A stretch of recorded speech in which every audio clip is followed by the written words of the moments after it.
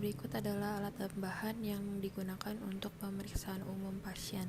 Yang pertama, kita melakukan anamnesis, yaitu kita menyesuaikan data diri pasien dan juga menanyakan keluhan utama. Di sini keluhan utama pasien adalah gigi bawah belakang kanannya itu linu dan dirasakan sejak 4 minggu yang lalu. Kemudian selanjutnya ke pemeriksaan umum yang diawali dengan tekanan darah, di mana manset dipasang 2-3 cm di atas. Kemudian kita stetoskop ditempatkan di atas tekanan darah dari pasien. Tekanan darah pasien didapatkan adalah 110/80. Kemudian kita juga memeriksa nadi dan respirasi pasien. Di sini nadi pasien adalah 60 dan respirasinya 21. Kemudian kita melakukan pemeriksaan suhu, di mana didapatkan bahwa suhu pasien di sini adalah 36,8 derajat Celcius.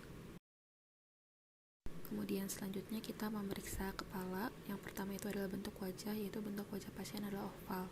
Kemudian kita memeriksa profil wajah pasien, di mana di sini profil wajah pasien adalah cembung. Selanjutnya kita memeriksa mata pasien. Di sini kita memeriksa sklera, konjungtiva dan juga pupilnya. Di mana di sini skleranya itu non-ikterik, konjungtiva non-anemis dan pupilnya isokor. Selanjutnya kita memeriksa ke bagian leher, yaitu KGB. Yang pertama itu adalah kelenjar submental, kemudian dilanjut ke submandibula, kemudian ke kelenjar tonsilar, palateroid, preaurikular, postaurikular, kemudian oksipital, postservikal, suprafisial servikal dan deep cervical, kemudian ke supraklavikular. Selanjutnya kita juga memeriksa ke bagian tiroid pasien, di mana untuk tiroid pasien di sini kita menginstruksikan pasien untuk melakukan gerakan menelan.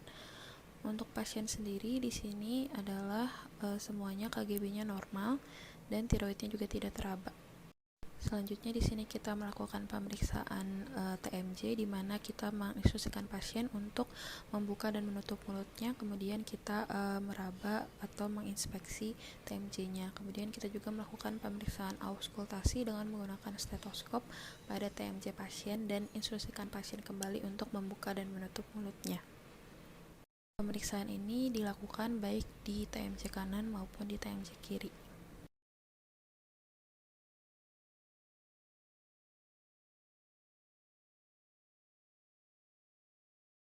Kemudian di sini dilanjut dengan pemeriksaan objektif ekstraoral, di mana di sini kita menginspeksi bagian bibir pasien dari warnanya, kemudian apakah ada kelainan dari bibir pasien. Di sini dilihat dari bagian mukosa bagian dalamnya juga tidak ada lesi, kemudian bagian atas mukosanya juga tidak ada lesi.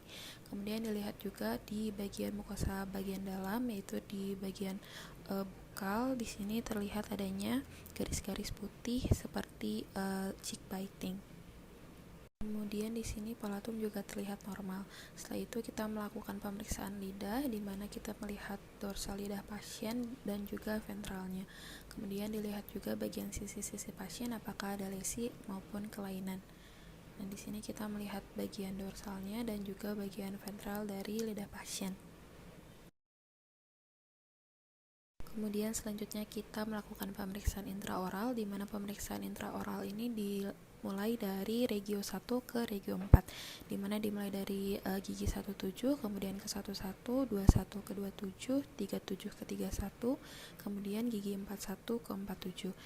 Di sini kita memeriksa apakah adanya kelainan pada gigi pasien dari setiap regio. Untuk pasien sendiri di sini adanya karies superficial oklusal pada gigi 37, 36, 46, dan 47. Kemudian didapatkan juga bahwa adanya stain di gigi 21 dan gigi 31-nya mengalami linguoversi. Semua hasil pemeriksaan intraoral ini nantinya akan dicatat lengkap pada odontogram pada rekam medis pasien.